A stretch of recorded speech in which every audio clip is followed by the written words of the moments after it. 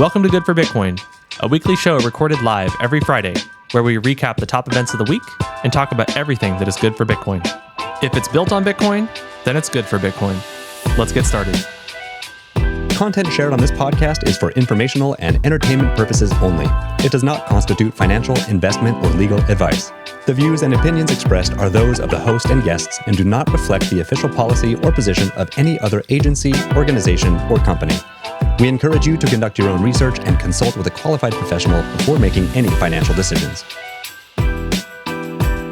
Well, hello, everybody, and welcome to Good for Bitcoin, weekly show we do every Friday, 2 p.m. Eastern, where we recap top events of the week. And what a week it has been. So much to get into. My name is Brandon, social media manager here at Trust Machines, and we have so many product announcements to talk about this week. So many just general Bitcoin and crypto news. So much has happened this week.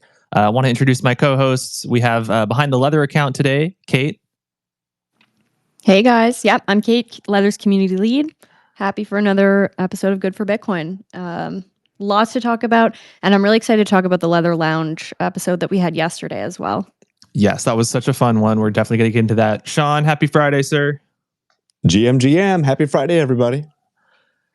Thank you, everybody, for tuning in. I see Rena down there in the audience, too. Rena, feel free to come up if you have time. Would love to hear from you, especially with kind of our first thing to talk about, which is the launch of .locker, which is so exciting. It's something that our team has been really preparing for and working on for a very, very long time.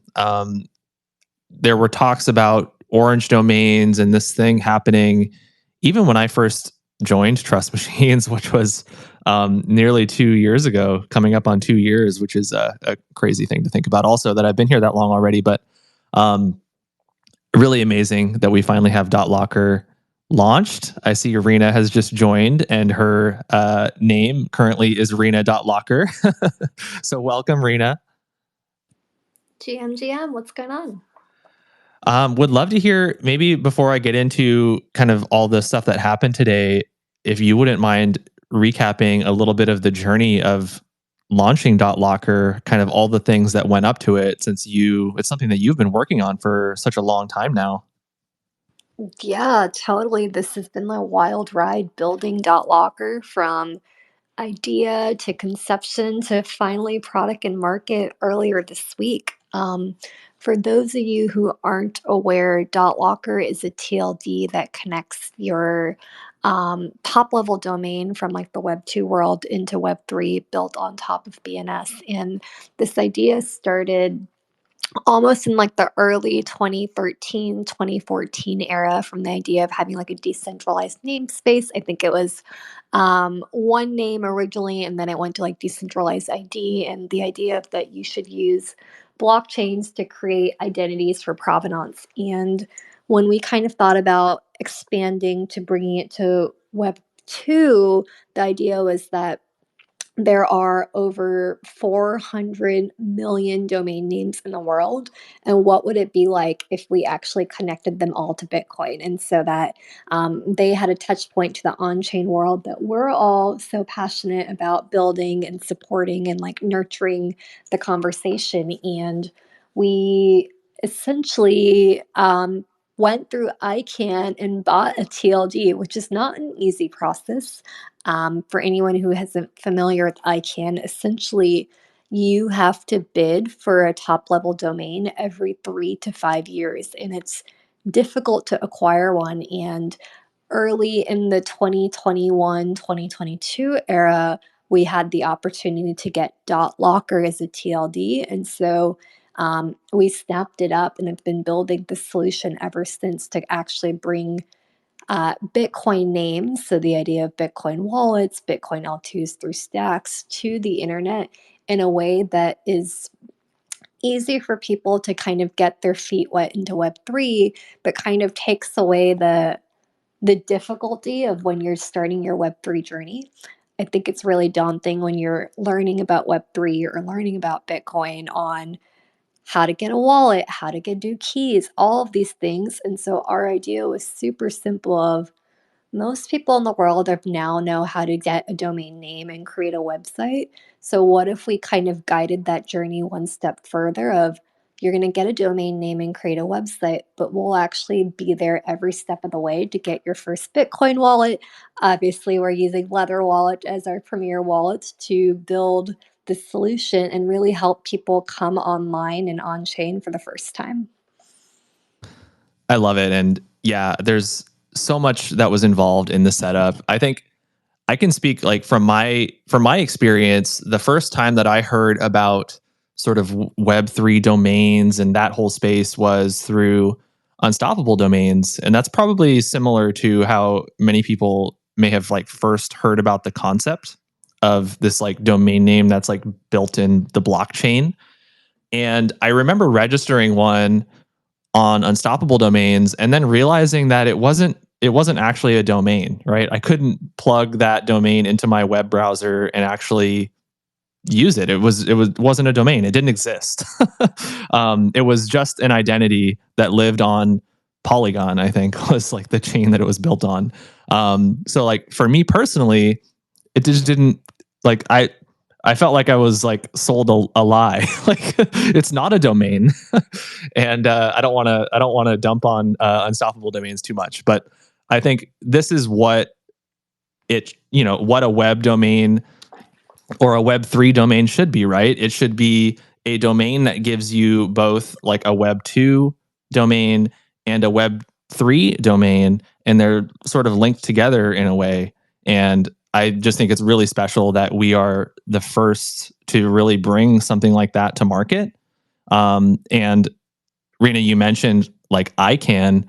For those that aren't familiar, especially because we're all living in this Web3 decentralized world, ICANN is about the most centralized organization you could possibly imagine.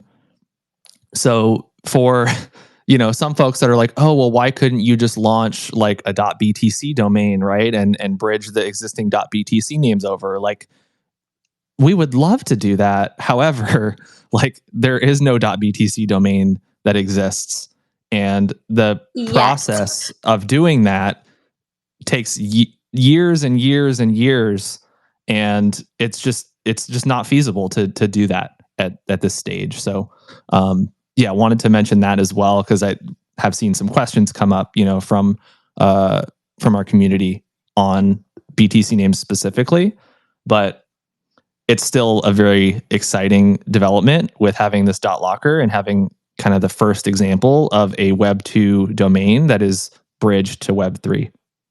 Brandon, you bring up such a really good point of the TLD.BTC or .Bitcoin. It just doesn't exist, but it doesn't mean that it may not exist in the future state. And like what I really love about what we're doing with .locker is we're building that connective trust in tissue with ICANN so that we ultimately might be able to try to buy .Bitcoin or .BTC and actually see the BNS vision out in the way that the community wants to do it. Like we're starting our first step with ICANN with .locker. We're hoping that we build the right trust and relationships so that we can continue to bring all namespaces kind of to the world of both ICANN and still like honor the on-chain mentality. Yeah, that's a really great point. Sean, go ahead. Yeah, pardon the voice. I've got a couple of sick kids at home, so of course we're sharing everything. I wanted to just highlight that point that you just made about the .btc community within Stacks, because I know there's been a lot of frustration, and they feel like it's a rug pull on .btc. But anyone who has a .btc is in the Stacks ecosystem, and people in the Stacks ecosystem, they are probably the most patient cohort in crypto, like bar none, right? So just the idea that it's not built out right now, but it might be built out later, that's good to clarify for them, because a lot of people are really like asking questions about this, like, well, what's going to happen with my .btc name? So to amplify and clarify the status with ICANN, I think that's good for them to consider. But yeah, the point is Stacks community is long and patient. Yeah, I agree. I think, at the end of the day, like BTC is still the flagship domain on BNS, and I don't think that's really changing anytime soon. Like, it's .btc. Like, there's such a great brand around that, right? It's Bitcoin .btc. We all have .btc, names on this call, and many people within Trust Machines and Orange Domains and .locker do. We're not looking to replace .btc by any means at all. It is just an additional TLD that now exists as part of the BNS ecosystem. At the end of the day, like you said, Sean, yeah, it's a community, right? It's a BNS community, it's a Stacks community, and it's growing the pie, right? It's a new type of domain that is bringing new people into the space that might not have ever set up a Bitcoin wallet, much less a Stacks wallet before. And we're onboarding them through Leather. Everybody is getting that kind of white glove service when they sign up, and we're walking them through setting up a wallet for the first time. So it's all these little baby steps, right, that we all take for granted because we've been in the space for a very long time. But just getting people, to be open to the concept of having a domain on Bitcoin is a little scary. So it's just a good reminder to, again, we talk about this a lot, and this kind of mirrors a lot of like the Trust Machines products is, meeting people where they are and, giving them solutions for that. So yeah. Rena, I don't know if you want to have anything else that you want to say for .locker before we move on to the next topic. I hope to see more and more lockers kind of unleashed in our ecosystem, and people kind of build whatever they want with it, because you get to build on both sides.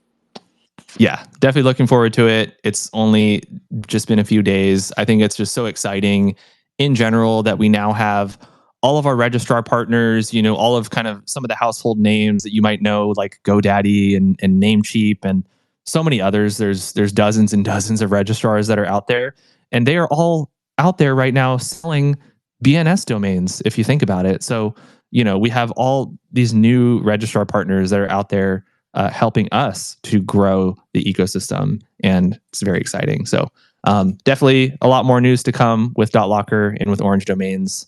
But yeah, it's been a really exciting week with finally getting it launched.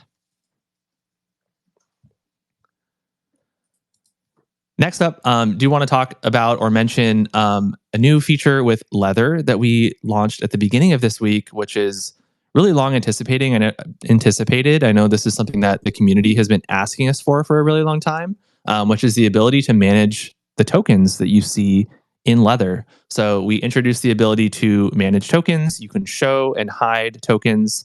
By default, we were sort of selecting which tokens were hidden and shown for you, but now it's completely customizable. So you can only show stacks if you want. You can only show Bitcoin if you want. You could only show your, huge stack of dog go to the moon if you want.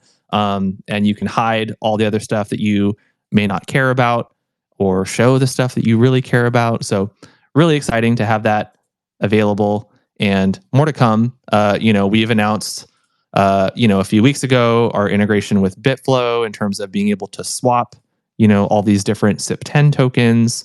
Having more price, USD price support, I think, is something that now the community is looking forward to. So more to come there, but yeah, we're very excited to finally have this feature out as well.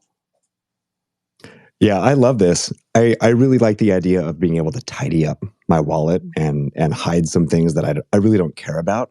But at the same time, like, I don't want to, like, if something is happening, if there's momentum in some space or some coin is moving, like if there's a 20% move on a coin, like, I do want it to be on my radar still. So that would be kind of cool if, like, there's like a notification, like, something in your wallet is like moving right now, like there's a 100% increase on this coin that you hid, I would be less hesitant to hide everything. It's so funny that you say that, Sean. I feel like I've had very similar thoughts about, like, oh, I can hide this because it's not really worth anything, but what if it is worth something in the future, and it'd be harder for me to know? So I had to, like, go back and forth on what I want to hide and not hide. Yeah. What I'm hearing is that your bags are so full, you don't remember what's in your wallet. Well, listen, if you've, we're not really in airdrop season, too much anymore, but especially kind of towards the beginning of this year, those first few months with runes launching, and there was so many airdrops that were happening. It was crazy. And just as a result of that, I have like so many runes in my wallet that are like probably less than $10 in value, but like they're there. And I don't know if I want to see them. Maybe they're going to go up, maybe they're going to go down. I don't know. But yeah, there's a lot for sure. Listen to you complaining about all the airdrops you got. Well, now I can hide them. Yeah, first world problem for sure. Well, Kate already mentioned it at the top of the space, but we had a really fun leather lounge yesterday with some meme coin legends. And Kate, maybe I can throw it over to you to talk about that a little bit more. Yeah, absolutely. So obviously there's this narrative around meme coins going around, and I don't think that's going to go anywhere anytime soon. So it was really great to have these OGs and some real builders in this space come on and chat about their experiences and thoughts where this is all going. So we did switch up the time so that Koa, who's building Stack City, he was able to join. But yeah, he was chatting about, how to create your own meme coin. I would have loved to hear a little bit more from him. I know it's sometimes hard to chime in when we have so many speakers, but he walked us through, how to create your own project, which was really fun. Rubes kind of walked us through how he built a really strong community around Leo, which is so important in meme coins. And I think ultimately it was cool to chat about building useful tools sort of from these meme coins and communities, and how they'll have real world experience as you're navigating through the Bitcoin ecosystem. Obviously, Butoshi, he brought just an insane amount of energy. And maybe, Brandon, I'll let you kind of weigh in your thoughts, because he was chatting about AI and growing on socials and his projects, but I know that you were very interested in that. But yeah, it was just really cool. I think Bitcoin, we have like the largest ecosystem in terms of market cap, and I think we're starting to see that meme coins can be really successful over here. So I just think there's a massive potential for growth, and yeah, I think we're a little bit undervalued right now. Yeah, Kate, I did like some of your questions on what if the blockchain kind of dictates a meme coin success, or if the meme coin can sort of hold up on its own. I think that's a really interesting concept to kind of explore. And yeah, I agree. I think we should probably have Koa back on. I know we've been talking about having Koa on for, I think, months at this point.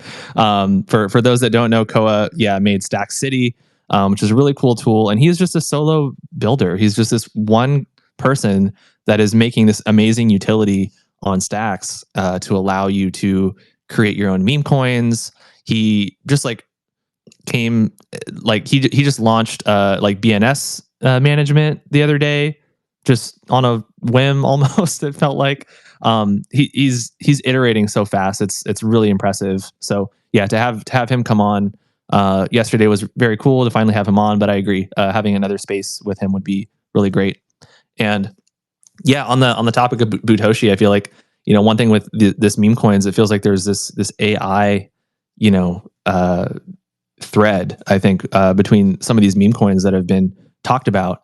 And this AI concept is something that Butoshi has been working on for over a year now. I first met him over a year ago at like this Ordinals event, and he was talking about using like ChatGPT to help him create these AI agents. And we actually featured him on our blog, his collection, Bitcoin Booze. If you go on their Discord, they have basically every boo in the collection has its own sort of chat AI agent that you can talk to, and each one has its own like unique personality based on the art of the collection. Very cool stuff. So this new kind of narrative of like AI made meme coins, I think, is just perfect, perfect for Butoshi. So very cool to have him on to talk more about that. Yeah, back to Kwon or Koa. One thing that I like, he didn't get much time as you mentioned, but when he was on, he was on. He's a powerful solo builder, and one point that he was making is like two types of coin releases that you can do on Stack specifically. And one is where you add the liquidity yourself. You set up the stack swap. There's kind of no rules around it, like whatever you want. is fine because you have to provide the liquidity to get it started. And the other thing that he's been doing, and the second way, is the bonding curve. So you don't really have to add the initial liquidity yourself. You can set a target, and when this threshold is reached, you unlock the next level. So it, like, for example, it'll show up on Velar or Bitflow or something like that. Is that something you can add on to a little bit more about his point about the two different paths to releasing a coin? That I don't really actually. I'm not as familiar, and maybe Rena. I don't know if you have some more visibility there into kind of how like token listings work on some of our partner kind of dexes. I think it is a super interesting topic, though. Maybe something that we have to have like Peter from Velar to come back on to talk a little bit more about that. So I think they do them in two different ways. So some dexes, like let's say, maybe not Stacks dexes, but like Uniswaps, anybody can add any token they want. Dexes like DYDX, they go through governance processes to add tokens. I'm not entirely sure what Velar does, but I believe the Alex Dex and Stacks allows you to self-serve and add the token. So it just really depends. It also might be worthwhile to maybe bring back the Bitflow team and see how they do it too. Yeah, I feel like over the past few weeks, we've really developed a good relationship with the Bitflow team. We've all like been joining each other's spaces. They were on the space yesterday as well on Leather Lounge. We didn't hear from them too much because there was just, again, like Kate said, there was so many people to talk to. But we will definitely be having them on again and be regular guests on their show as well, which happens every Wednesday, I believe. So we'll have to plan another space around that soon. But yeah, we have so much to get into outside of kind of our own internal news. Lots of kind of Bitcoin news. One thing that I wanted to kick it off with was the launch of SatFlow, which is really exciting. This is something that has been kind of in the works for a very long time, and they kind of launched this week. They do have Leather support, which is very exciting. So we're able to jump in and try that out immediately. But for those that maybe missed the news, so SatFlow is a decentralized exchange. It's designed a little bit more for advanced trading, but it's really aimed at eliminating mempool sniping. So it's using basically this kind of more complex kind of 3 transaction process to make kind of buys and trades on their DEX unsnipeable. And it basically involves one transaction for the seller, one for the buyer, and then there's another transaction that sort of unifies or groups them together. And that makes them kind of a little bit more resistant to manipulation.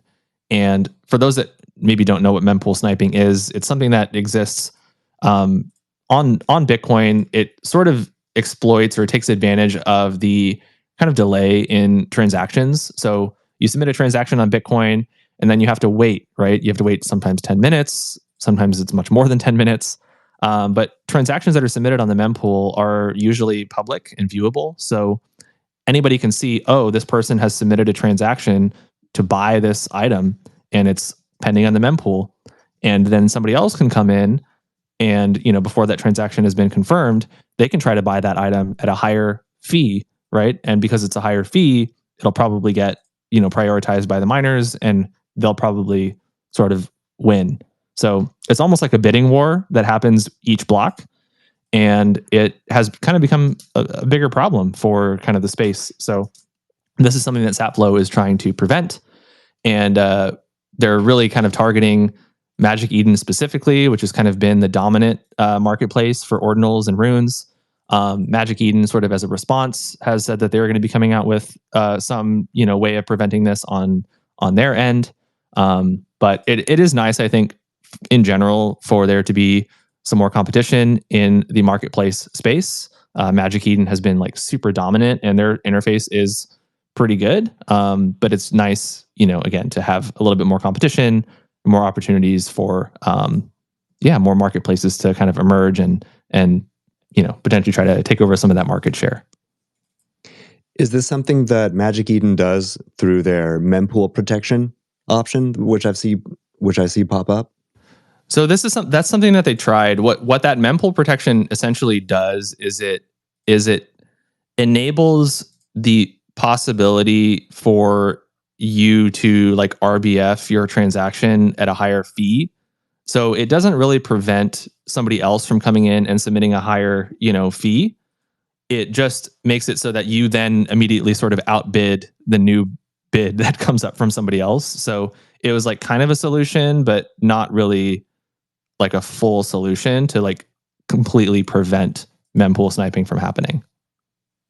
Okay, good explanation. So you have to pay extra. You're buying for the right to like replace by fee at a higher rate than someone else. Yeah, this new solution that they're talking about, is I think going to prevent that even better. But yeah, the old solution, the mempool protection, kind of existed a little bit like kind of how eBay does bidding, right? Where you like kind of set a max bid, and you were setting like a max fee that you would want to potentially use, and it wouldn't use that fee, initially, but it could have the ability to sort of, jump back in with a higher fee if somebody tried to snipe you. Nice. Well, I was getting some 2020 nostalgia hitting in with all this Tesla Bitcoin talk this week. What's going on there? Yeah, I think we talked about this maybe a couple weeks ago. There was kind of some on-chain movement that sparked some fear with Tesla moved around some of their Bitcoin, or I think most of their Bitcoin, and people were like, "Oh my God, they're getting ready to sell," But I guess it just turned out that they were just moving it around, maybe moving custodians. They confirmed on their earnings call, which was this week, that they had not sold any. So false alarm, I guess, but there was just a little bit of fear in the market that they may be, moving some stuff around. As a reminder, they hold 11,509 BTC, which at current prices is around $776 million worth of Bitcoin. Crazy amount of Bitcoin. So they were just moving stuff around, but it doesn't seem like they are selling anything.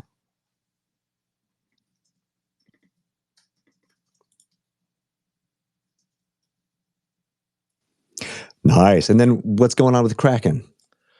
Yeah, I think Rena had to jump. I would have loved to hear her thoughts on this. But we talked a couple weeks ago also about Kraken. They announced KBTC, which was sort of their wrapped Bitcoin solution. And now they have announced their own L2, which is called Ink, which is nice because they're, Kraken, and they have a little octopus mascot, and it's called Ink. So it is a Bitcoin L2, or sorry, it's not a Bitcoin L2. It's an Ethereum L2. It's built on Optimism, very similar to Base that Coinbase has. So Kraken is sort of launching Ink as a direct kind of competitor to Base. And seemingly they'll be integrating KBTC, which is their wrapped Bitcoin solution, into that as well. And it seems like it's just very similar to, what Coinbase is trying to do with Base. It's designed to kind of facilitate trading and borrowing and lending, and just trying to make it cheaper and easier on kind of their Bitcoin. I keep saying Bitcoin layer just because it's so ingrained into my vocabulary. It's not a Bitcoin layer. It's an Ethereum layer, but it has wrapped Bitcoin in it. So yeah, they announced it, set for a 2025 launch, but I think devs can get their hands on it later in this year to start testing things out, and maybe they'll have a test net or something. Gosh, if only there was a BTC layer 2 that settled onto Bitcoin that we could wrap Bitcoin with. Who's building that, Brandon? Yeah, this is actually something that we've been joking about this week. With Nakamoto now set to come out next week. It's next week. It's crazy. I think all sites are now going to be pointing to, instead of when Nakamoto, it's going to be when SBTC. And there are so many exciting things with SBTC that it's going to unlock. Very excited to talk about that more. I think we'll probably have to have like a dedicated like SBTC episode or something like that, maybe in the near future on Leather Lounge. I think that would probably be fun. But all of these wrapped solutions are fairly centralized, right? It's the exchange that's launching it, rather than it being sort of a decentralized system. So yeah, I think there's still a lot of opportunity for a a good wrapped Bitcoin solution. And yeah, we're looking forward to SBTC quite a bit. Do you know what the timeline is on that? Is it still like, I would guess like 4 weeks-ish, 4 to 6 weeks after Nakamoto? Do you know if there are any announcements around that? I don't think there's been any announcements around it recently. That was the original, I think, timeline that was shared, was like roughly, like two stacking cycles post Nakamoto launch. But that timeline was shared before the last, I think, delay of Nakamoto. So I don't know if we've heard a newer timeline yet, but we haven't, no news is good news. Maybe that's still the plan. I guess we'll have to see. Yeah. Nice. Well, this is maybe one of the most exciting news pieces. What's going on in Pennsylvania? Yes. So, this news, I saw Dennis Porter, who we've, talked about quite a bit on the show before, tweeted this out. That's where I saw it the other day. And it's this Pennsylvania bill. So it's Bill 2481, which is known as the Digital Assets Authorization Act. But many are calling it more informally the Bitcoin Rights Bill. It passed the House with bipartisan support. So that doesn't mean it's passed. It means it passed the House. So now then it needs to go to the Senate, and then it needs to get, approved by the governor. But basically, it is a bill that had a bunch of bipartisan support, which we love. And, for one, it's in Pennsylvania, which is a very historically one of the more kind of competitive electoral states. It's usually kind of a margin of less than 1% during presidential elections. So it's very 50-50 in terms of the delegates that are there. But what the bill kind of gets into is really some things that are sort of assumed, but not really put into law, on an official basis. So things like the protection of self-custody. It prohibits state or local governments from restricting how individuals can hold or manage their digital assets, emphasizing the right to self-custody, right? You don't have to buy an ETF to get exposure to Bitcoin. You can actually hold the real thing in a leather wallet, and that's legal, right? These are things that we assume, but they're not actually laws, that are kind of codified into the system. So it is nice to have things like this actually, in a bill. The use of digital assets, it sort of legalizes the use of Bitcoin and other digital assets for transactions, recognizing them as a legitimate form of payment. Clarifies how they will be taxed to kind of prevent kind of double taxation, any form of kind of discriminatory taxation against digital assets specifically.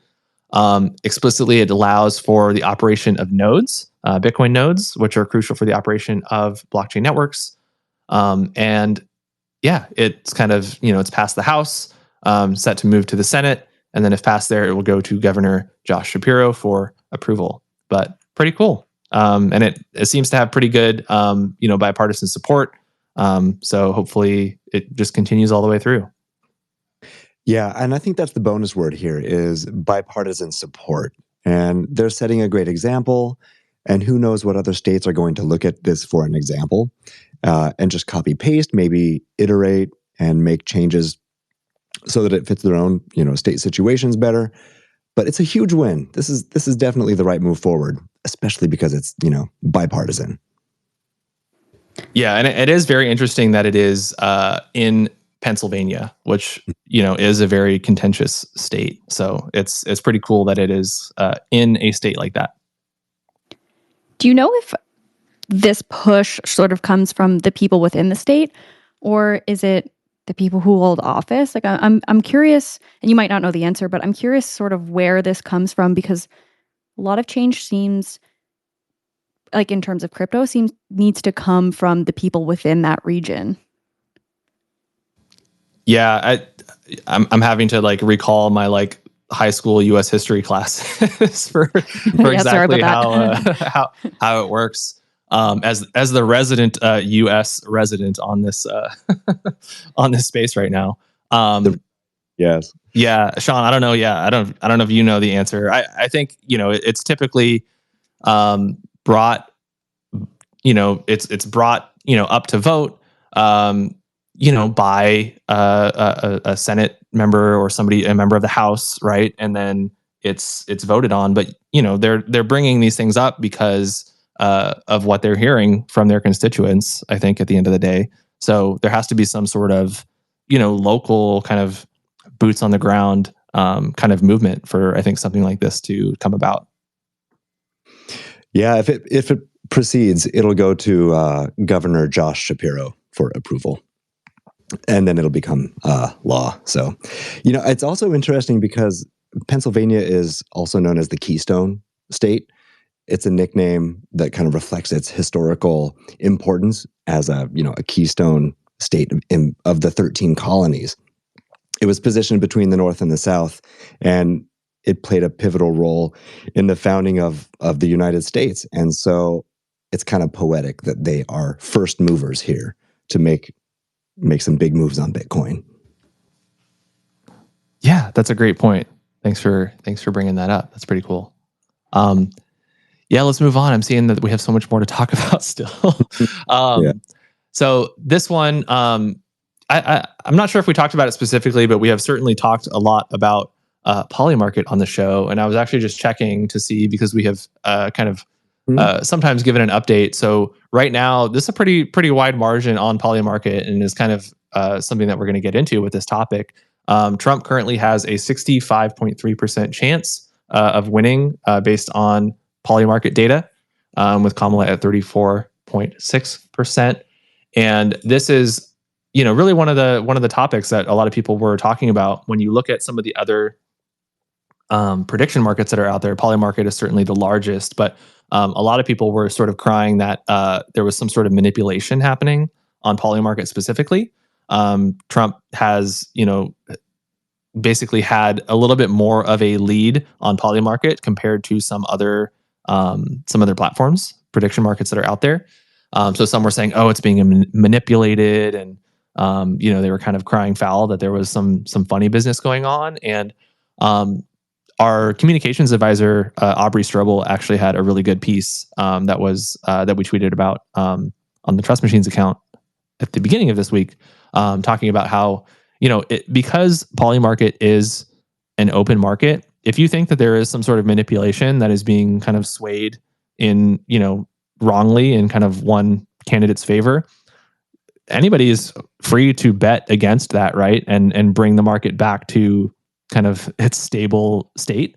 But it basically was figured out that there was just this one specific user, Freddie9999, is this one person who bet $45 million on Trump. So he, is just putting his money where his mouth is, and he thinks that Trump's going to win, and he bet a ton of money. And Sean, I'm going to throw it to you, because he is apparently a French national with extensive trading experience. And he said that he's not manipulating the market. He's just truly accumulating a massive position in favor of Trump. So it's just somebody using the platform as it's designed to be used. Yeah, as the token France expert, I will say that I've been tracking him down, and I cannot find him. Because I have a question. How much money do you have to put a $45 million bet on a betting market? That's crazy. You have Reveal to have yourself, you have to have Sean. $45 million. Yeah. Okay. He's all in. I am Freddie9999. I knew it. Confirmed here. You heard it first. Well, listen, maybe you've bet it all, right? And if you're right, we'll see what happens and get a lot of money from that. Yeah. So we will see. Yeah. It's crazy, but the countdown is on for the U.S. election. We have like 2 weeks, right? Less than 2 weeks.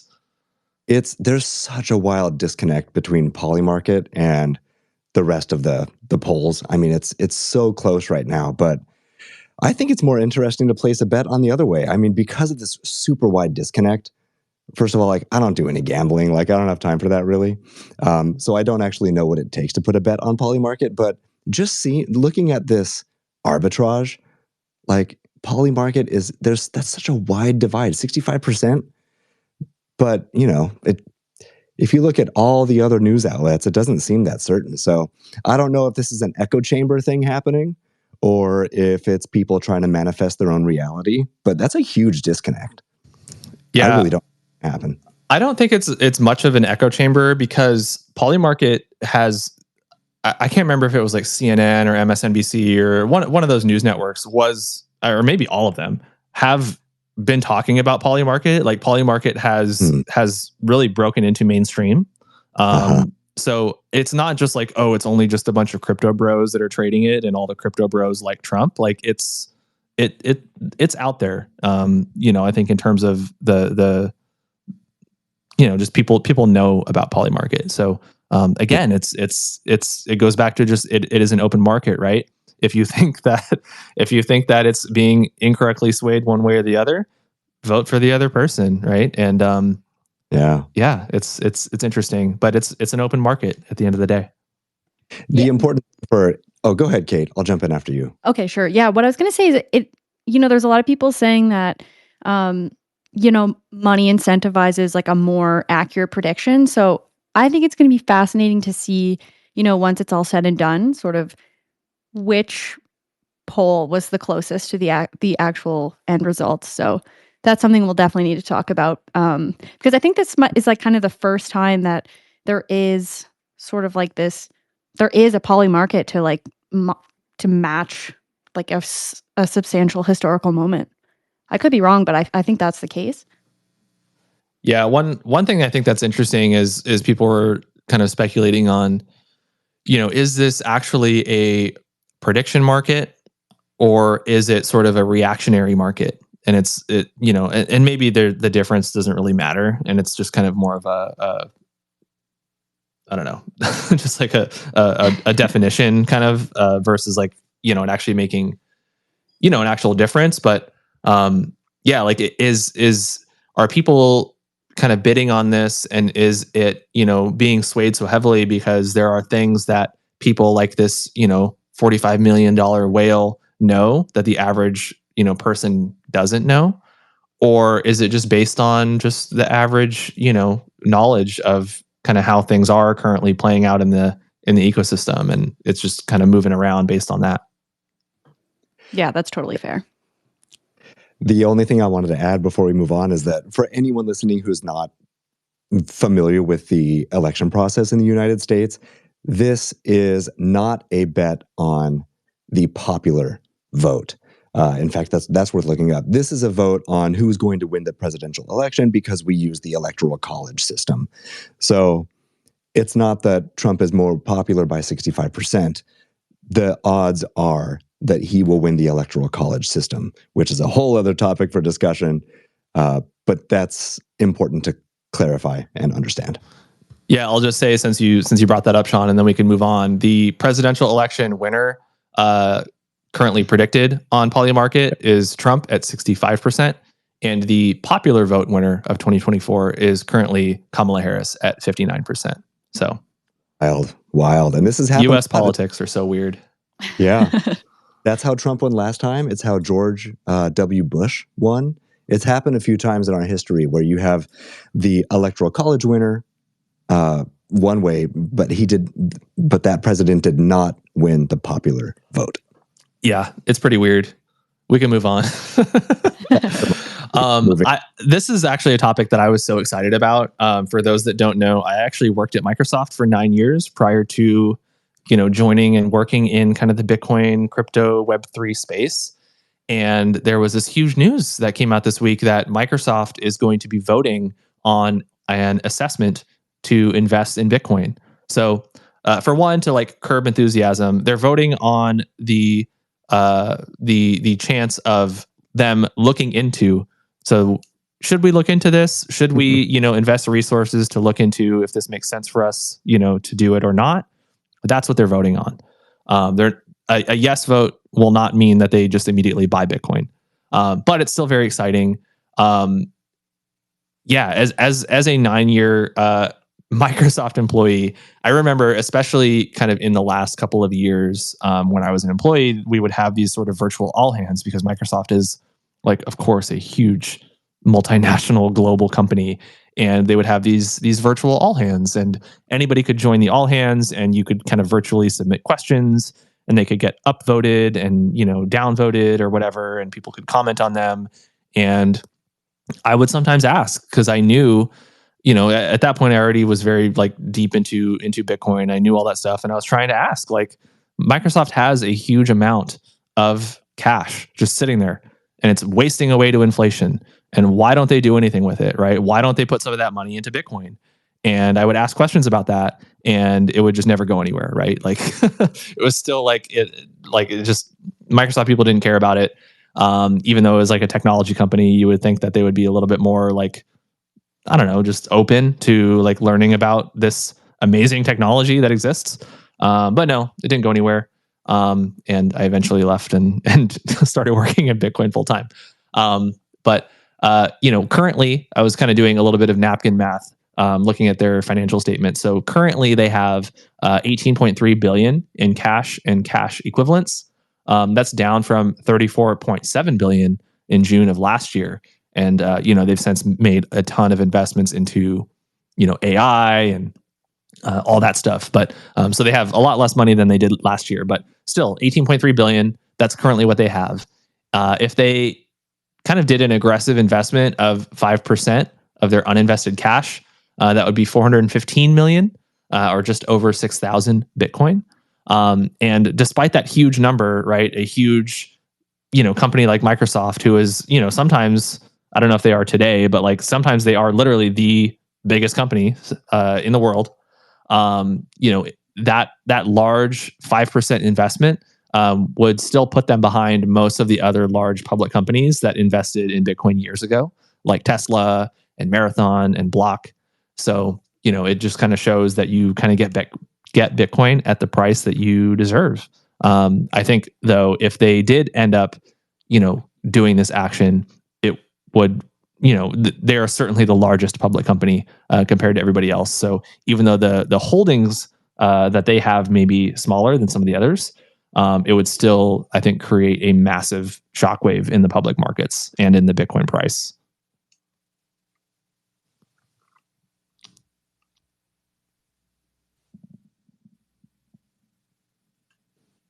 So why do you think they don't do it?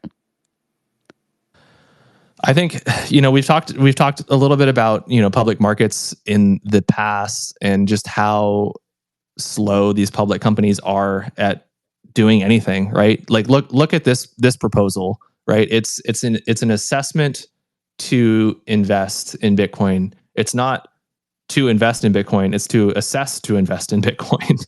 So they're just thinking about the possibility of thinking about Bitcoin. It takes so long for companies that are this size, for pretty much any public company outside of just a few that we've seen, to make these large decisions, like investing in a brand new asset class that is, only been around for 15 years compared to, just putting it in like a money market fund, or, some of these other like really low, low risk assets that are out there. And, they have huge like venture arms and stuff that they also can, potentially build in, right? They invested so much money into OpenAI as an example.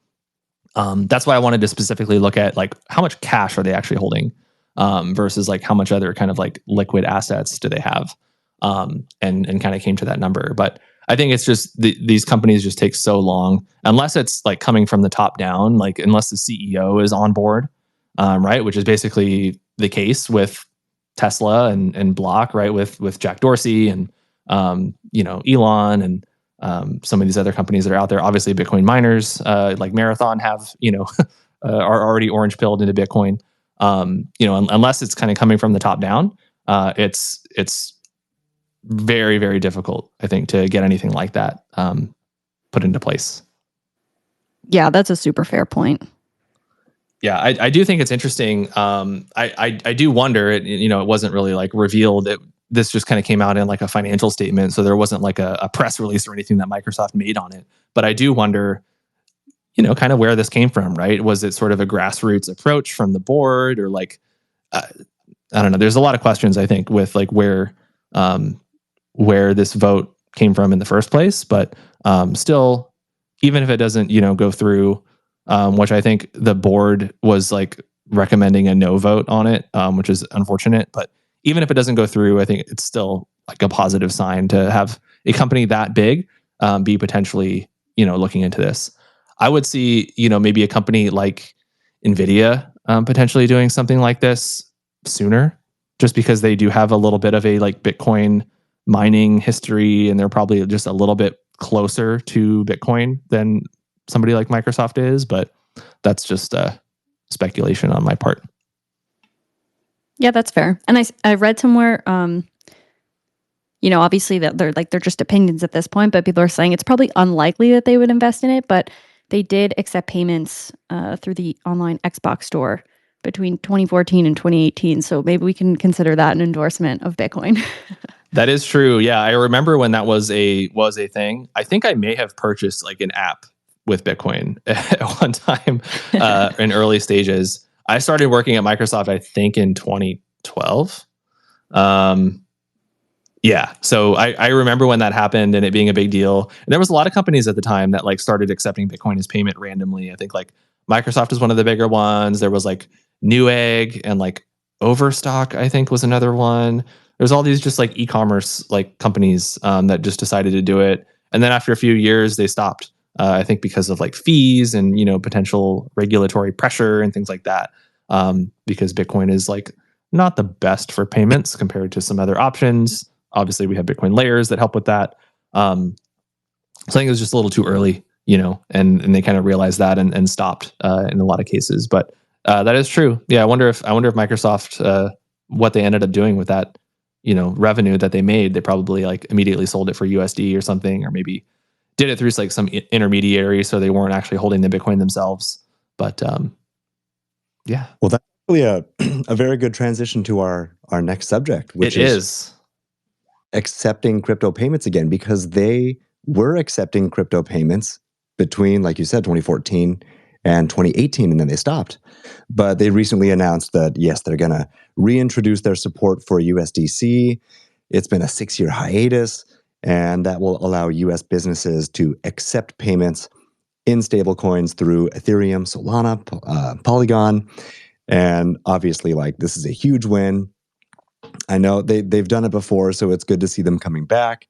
But this will open up access for millions of consumers across 150 countries making purchases in USDC, while Stripe just automatically settles these payments into USD. So, yeah, it's good to see them coming back to accepting the crypto rails on a global scale. It's just a matter of time. Yeah, this is really big news with Stripe. I feel like we talked about PayPal kind of doing this a little bit more recently as well, kind of getting into the game with stablecoin payments, and this is what we need, right? We need the infrastructure to support these Bitcoin rails in order for businesses to be able to easily integrate it into their kind of existing systems, right? For somebody like Stripe to integrate this, obviously we have Square, which kind of has done some stuff with crypto, but like interestingly, maybe it's for regulatory reasons or whatever, like hasn't really fully turned on this feature for like all of the Square terminals that are out there in the world. But very cool, yeah, to see this coming from Stripe, to kind of add on to what PayPal is doing, and hopefully we'll see more with Square in the future. So yeah, all steps in the right direction. Well, I see the last thing on here. I know we're getting on the hour, so thank you to everybody for tuning in. We had so much to cover today. Is this thing you added on here with the ECB paper, Sean? If you want to talk about that a little bit. Yeah, so that was a big headline this week. Was the European Central Bank's paper on Bitcoin, and there was so much FUD. This was just like lighting up a storm on crypto Twitter today, this whole week. So obviously, like, the paper was super negative, and it was talking about Bitcoin's high energy consumption being environmentally harmful, like all the bad stuff that we saw 2, 3, 4 years ago. They described it as they described the currency Bitcoin as being speculative. They had concerns over its volatility, and it questions the practical utility in everyday transactions, arguing that it posed risks rather than advantages to financial stability. So there was a lot of holes to be poked in this paper, and Murray Rudd was there, and he had a great rebuttal. So Uh, he was able to, articulate that this renewable innovation is really possible through Bitcoins. Yes, it's high energy intensive. It uses a lot of energy, but it also spurs renewable energy innovation. So that's actually a good part of it. It's decentralized. That's a strength, not a flaw. It's a store of value. It's good. It protects your purchasing power. It protects your savings over long periods of time. So yeah, there were a lot of really good points, and I think my favorite, the piece of the ECB paper that I saw getting the most shade was this line that Bitcoin wealth leads to redistribution at the expense of non-holders and latecomers. And he had a good response to this, a good response. So I'm just going to read this. So the authors of the ECB paper argued that Bitcoin's price appreciation results in wealth redistribution, benefiting early adopters at the expense of non-holders and those who enter the market later. So according to them, Bitcoin operates at a zero-sum game where gains for early participants come at the cost of others, leading to a concentration of wealth in the hands of a few. But the argument disregards the voluntary nature of Bitcoin markets, where participants freely choose to enter based on their own assessment of the asset's potential. And just like early investors in stocks or in venture capital, Bitcoin's early adopters assumed significant risk in exchange. I mean, they lost it in rug pulls, in platforms going down, in losing their keys, in making mistakes. It was highly risky. And that is, you do that for the potential high returns. That's part of the inherent feature of Bitcoin and for these markets and emerging technologies in general. The price discovery process is driven by market forces. The idea that latecomers are systematically disadvantaged overlooks the fact that Bitcoin is still in its early stage of adoption, with substantial room for future growth. And back to the point about, Microsoft having to hem and haw and wait for a vote to see if they can even start researching it. It's still a very early, nascent, risk-on asset to most people. So, yeah, to be claiming that there's this wealth distribution aspect of Bitcoin and that it's somehow a fault, it's more of a reflection that it's an early technological adaptation. Yeah, I remember, or I saw this kind of critique, and I remember thinking how strange it was, because that's just how investing works in general, right? That's not exclusive to Bitcoin. That's just how investments work, right? If I buy Tesla today, I'm buying it at a disadvantage to, Tesla, 5 years ago, but that's hindsight is 2020, right? 5 years ago, you didn't know what the price of Tesla was going to be, or Nvidia. I guess I could use a better example with Nvidia, right? With their huge boom with AI, right? Yeah, like who would have known? Right. And that was the risk that you were taking at the time with purchasing it at that price. So that's just how investing works. That's not a Bitcoin thing.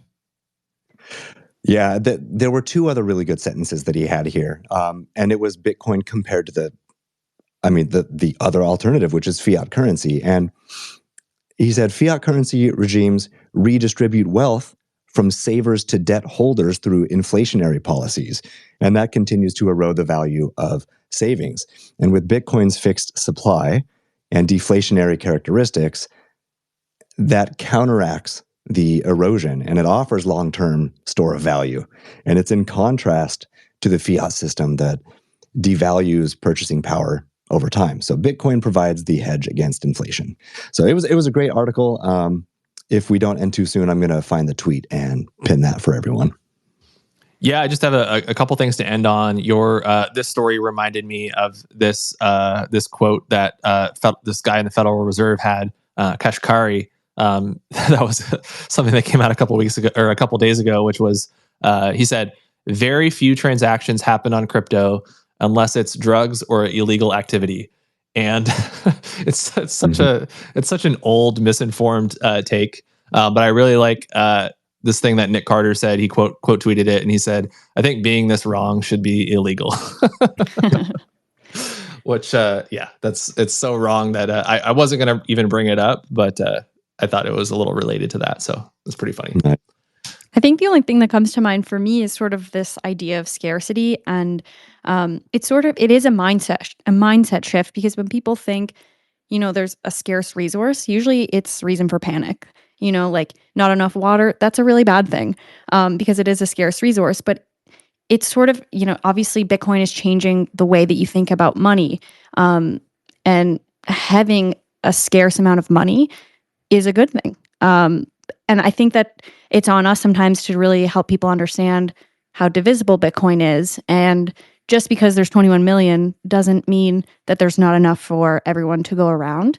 So it's definitely, even when I'm talking with my family and friends, they're sort of like, there's not enough for everyone in the world. And yeah, it's just, it's interesting how people struggle to sometimes wrap their mind around this new concept of scarcity when it comes to money.